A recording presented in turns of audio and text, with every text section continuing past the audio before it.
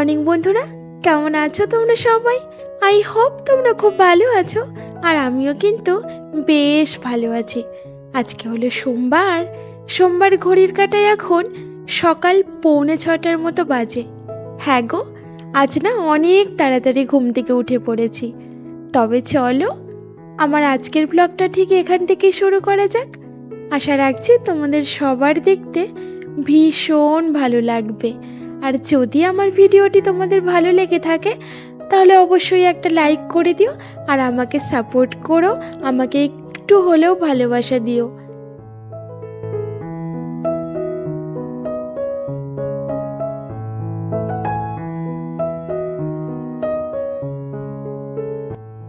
আজকে সকালবেলা না আমরা তিনজনেই খুব তাড়াতাড়ি ঘুম থেকে উঠে পড়েছি। আমার ছেলে, আমার হাজব্যান্ড, আমি তিনজনেই। কারণ আমার ছেলের তো পড়া ছিল, টিউশন পড়া আছে, ওর 6টা থেকে টিউশন ছিল। তো খুব যেহেতু ঠান্ডা আর চারিদিকে কুয়াশা, সেই জন্য ওর স্যারেও আসতে একটু লেট করে ফেলে আর ওরও একটু ঘুম থেকে উঠতে দেরিই হয়ে যায়। আর তারপরে তো স্কুলও ছিল, তো সেই জন্য ও খুব তাড়াতাড়ি উঠে গেছে আর ও পড়তেও বসে গেছে, স্যার চলেও এসেছে। আর এইদিকে দেখো আমি এইদিকে ঘরের কাজকর্মগুলো গুছিয়ে নিচ্ছি।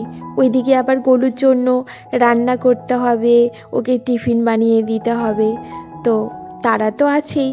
আমার হাজব্যান্ড ঘুম থেকে উঠে ব্রাশ করে নিজে চাটা বানিয়ে খেয়েছে আর আমি আবার ওপর থেকে হাঁক দিলাম। আজকে বললাম যে আমি এইদিকে কাজকর্মগুলো করছি, তুমি না গলুর জন্য ভাতটাকে প্রেসার কুকারে দিয়ে দাও।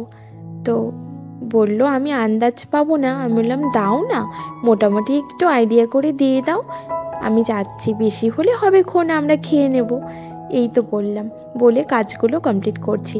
আর প্রত্যেক দিন যদি আমি বেডরুমের সমস্ত জিনিসপত্রগুলো ক্লিন না করি না, আমার নিজেরই অস্বস্তি হয় জানো, ভালোই লাগে না, মনে হয় যেন প্রচণ্ড পরিমাণে ধুলো পড়ে রয়েছে, কতদিন মুছিনি, এইরকমটা হয়। ওই যে একটা অভ্যেস হয়ে গেছে আমার। তো দেখো পুরো ঘরটাকে সুন্দর করে মুছে একদম পরিষ্কার ঝকঝকে করে নিলাম। আর তারপরে একটু গরম জল বসিয়ে দিলাম, কারণ আমি ওষুধ খাবো তো। আর জলগুলো তো প্রচণ্ড ঠান্ডা হয়ে থাকে, বোতলের জলগুলো তো খুবটা না খাওয়া যায় না, এত ঠান্ডাটা না সত্যি সহ্য করা যায় না, গলার সমস্যা হয়। তো সেই কারণে একটু গরম জল মিক্স করে নিলে তাহলে ঠিকঠাক হয়। আর যতক্ষণে গরম হচ্ছিল জল, ততক্ষণে না আমি এই জামা কাপড়গুলোকে একটু ভাঁজ করে নেব। এর আগের দিন এনে না রেখে দিয়েছিলাম, ভাঁজ করিনি। আর ভাবছিলাম যে সকালবেলাতেই করে নেব, থাক, ইচ্ছে করছিল না। ওই যে একদিন হয় কাজ করতে করতে কেমন একটা হাঁপিয়ে যাই, তখন মনে হয় একটু ল্যাদ খেয়ে নিই, তারপরে আবার করব।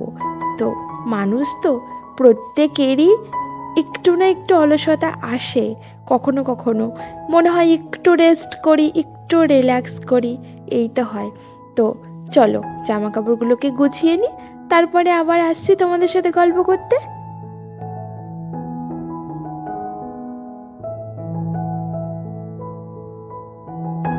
ব্যাস, জামা কাপড়গুলো ভাঁজ করা হয়ে গেছে। এইবার যেখানকার জিনিস সেখানে রেখে দিই। আমার নাইটিগুলো তো সব সময়ের জন্য ওয়ার্ড্রপেই রাখি। আর গলুর কয়েকটা প্যান্ট ছিল, ওইগুলো না গলুর ঘরে রেখে এসেছি। আর বিছানার চাদরগুলো বক্স খাটের ভেতরে সুন্দর করে গুছিয়ে রাখি, সেখানে রেখে দিলাম। আর এখন ঘড়ির কাঁটায় কটা বাজে জানো? 8:10 বাজে। প্রচুর কাজ পড়ে রয়েছে, কারণ টিফিন বানাবো, তারপরে তোমার ওকে খেতে দেব, এইগুলো তো পড়ে রয়েছে। গোলুর স্যার চলে গেছে, ওকে বললাম তুই স্নানে চলে যা, রেডি হয়ে নিচে আয়, আমি ওইদিকে খাবারগুলো রেডি করি। তো সোজা এসে না আমি পাস্তাটাকে সেদ্ধ করে নিলাম, কারণ আজকে টিফিনে ওকে পাস্তা দেব। ও বেশিরভাগ দিন হয় পাস্তা নিয়ে যায়, নইলে সুপি নুডলসটা নিয়ে যায়, আর নইলে পরোটা হোক বা লুচি তরকারি হোক, এই টাইপেরই কিছু নিয়ে যায়। তো আজকে পাস্তার চটজলদি করে দেব, সেই কারণে ফটাফট পেঁয়াজ আর লঙ্কাটাকে কুচি করে নিয়েছি আর এদিকে সেদ্ধ করে নিলাম। আর ততক্ষণে গোলু স্নান হয়ে গেছিল, ওকে একটা ডিম পোচ করে দিয়ে ওকে ভাতটা দিয়ে দিলাম। আর ও তো গাদা গাদা ভাত খেয়ে যায়, তোমরা তো জানোই, মুসুর ডাল চাল দিয়ে সিটি মেরে দিয়ে একটু ঘি দিয়ে দিই, ও খুব সুন্দরভাবে খেয়ে নেয়। আর তারপরে দেখো পাস্তাটাও মোটামুটি রান্না করে নিলাম প্রায় হওয়ার মধ্যে। পাস্তা হতে তো খুব একটা সময় লাগে না, খুব তাড়াতাড়ি হয়ে যায়। আর খুব সুন্দর হয়েছিল আজকের পাস্তাটা। গরু আমাকে স্কুল থেকে এসে বলেছে, মা এত টেস্টি হয়েছিল না, বন্ধুরা সবাই নিয়ে নিয়েছে, আমি খুব সামান্য খেয়েছি জানো। তো আমি বললাম, বাবা এইগুলো তো হয়, আমরাও তো করেছি ছোটবেলায়। তো বললো, হ্যাঁ ঠিক আছে মা, আমি তো ওটা বলিনি তোমাকে, আমি তাই বলছিলাম যে একটু খিদে খিদে পেয়েছে। তো তারপরে ওকে টিফিনটাকে ভালো করে গুছিয়ে দিলাম। আর একটা না, যদি পলি ব্যাগের মধ্যে দিয়ে দিই টিফিনটা, তাহলে না কোনো কিছু উপচে পড়ে না। অনেক সময় হয় না, ব্যাগের ঝাঁকুনিতেও হয়তো খাবার একটু পড়ে গেল, তাহলে ব্যাগটা নষ্ট হয়ে যায়। আর পলি ব্যাগের মধ্যে করে দিলে না ঠিকঠাক থাকে। যদিও পলি ব্যাগ ইউজ করে তো খুব একটা আমাদের স্বাস্থ্যের জন্য ভালো না, তবুই তো আমরা অস্বাস্থ্যকর ভেবেও সব কিছু ব্যবহার করে ফেলি। তো গলুকে বাই করে দিলাম। আর তারপরে দেখো নিজে না চিয়া বীজ ভেজানো জলটা খেয়ে নিলাম। আর তারপরে রান্না করতে যাব, ঠিক সেই মুহূর্তে না দেখছি কি গ্যাসটা শেষ হয়ে গেছে। তো আবার পাল্টাপাল্টি করতে হবে সিলিন্ডারটাকে, টেনে টুনে নিয়ে এলাম। তারপরে ওই সিলিন্ডারের তলাটা না একটু ঝাড় দিয়ে নিলাম। এটা যদিও যখন গ্যাস শেষ হয় না তখনই ঝাড় দিই, সেই জন্য না অনেকটা ময়লা পড়ে যায় জানো। ওই টেনে আবার ভারী জিনিস তো বের করতে মন চায় না, আর ওই পরিষ্কার করাও হয় না। তারপরে সিলিন্ডারটাকে লাগিয়ে দিয়ে পরিষ্কার করে ঝাড়ু দিয়ে এবারে কয়েকটা বাসন পড়েছিল, সেই বাসনগুলোকে না মেজে নিচ্ছি। কারণ বাসন কটা যদি না মেজে নিই তাহলে বেসিনটা একদম ভরা ভরা হয়ে থাকবে, আর তারপরে কাজ করতে ভালো লাগবে না জানো। আর আমার সব সময়ের জন্য না বাসন জড়ো করে রাখতে খুব একটা ভালো লাগে না। আমি অল্প কিছু জড়ো হয়ে যায় তখনই মেজে ফেলি, তাহলে আমার মানে কাজ করতেও ভালো লাগে আর বিরক্তি বোধ হয় না। অনেক বাসন পড়ে গেলে আমার নিজের মাজতে কষ্ট হয়। আর তারপরে হাত মুছে নিলাম। জানো তো গরমের দিনে বেশিরভাগ বদ অভ্যেস কী বলো তো, আমরা হাতটা না নাইটিতে মুছে নিই। আমি তো ভীষণ মাত্রায় ভুল করে ফেলি। আর শীতের দিনে না হাতটা কখনোই নাইটিতে মোছা যায় না, কারণ নাইটিটা ভিজে গেলে ঠান্ডা লাগে। তো তো ওই জন্য একটা টাওয়াল রেখেছি কিচেনে, ওই টাওয়ালেই এখন হাত মুছছি। অভ্যেসটা করে নেব, তাহলে নাইটিগুলো আর নোংরা হবে না। আর এই দিকে দেখো রান্নাঘরের হিরে কি বলো তো এখন, জিরে। আর তারপরে হলো পোস্ত। আর পোস্ত না অনেক দিন পর এনেছি জানো তো, অনেক দিন পর। গোলু ফট করে বলছিল, মা তুমি অনেক দিন পনির পোস্ত বানাওনি। আমি বললাম, হ্যাঁ রে, পোস্ত তো আনতেই ভুলে যাই। তো এবারে না এনেছি জানো, আর সেটাকে ঢেলে নিলাম। আর এই দেখো রান্না করেছি ডিমের ঝোল, মুরগির ডিম পোলট্রির ডিম মিক্স করে ঝোল করেছি। ভাতটাও নেমে গেছে, আর ডাল ফুটিয়ে নিলাম। আর তোমাদের সাথে ডিমের ঝোলটা আর শেয়ার করলাম না, পরে দেখিয়ে দেব।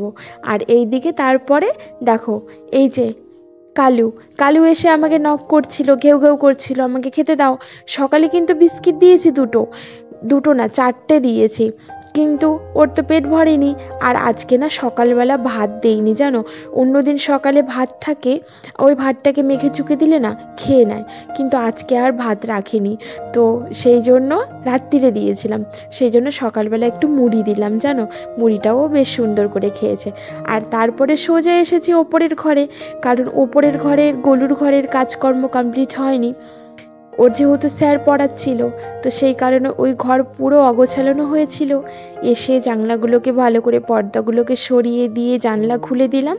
আর তারপরে গাছগুলোকে জল দিয়ে নিলাম। জল দিয়ে নিয়ে এই দেখো ভিজে গামছা, তারপর তোমার নাইটি, সেইগুলোকে না ওই স্ট্যান্ডটার মধ্যে মেলে দিয়েছিলাম। তো ভাবলাম রোদ্দুর উঠেছে এখন, আর স্ট্যান্ডের মধ্যে রাখবো না, বাইরে গিয়ে খুব সুন্দর করে রোদ্দুরে দিয়ে দিই, শুকিয়ে যাবে। আর আমি গামছা যতই মেলে রাখি না কেন, গোলু করবে কি সব কটা গামছাকে টেনে টুনে দলা পাকিয়ে রেখে দেবে। কি করি বলো তো, ছোট মানুষ তো, বুঝতেও পারে না অতটা। আর তারপরে কাপড় কেচে না আমার হাজব্যান্ড কি করেছিল, ছাদে স্নান করেছে। আর স্নান করে ডিউটি গেছে আজ, যেহেতু ছোটো দিনের বেলা তাড়াতাড়ি স্নান করে নিয়েছে। আর ওই যখন ছাদে আসে তখন আমি বললাম, তুমি বালতিটাকে নিয়ে যাও না কাপড়ের, আমি আর টেনে টুনে নেব না। তো বালতিটাকে এনে না ছাদে রেখে দিয়ে গেছিলো। বালতিটা নিয়েও গেছিলো, জামা কাপড়গুলো দড়িটার মধ্যে টানিয়ে রেখে গেছিলো। আর এই দেখো আমি জামা কাপড়গুলোকে পরে এসে মেলে দিলাম। তো চলো এবার ঝাড়ু দেওয়ার পালা, ঝাড়ুটা দিয়ে নিই। তার আগে এই যে গলুর জুতো যেখানে সেখানে রেখে দেয়, এইগুলোকে জায়গার মতো রেখে এবার ঝাড়ুটা দিয়ে নেব ফটাফট। তারপরে স্নান করব, পুজো দেব, খাওয়া দাওয়া, অনেক কাজ বাকি।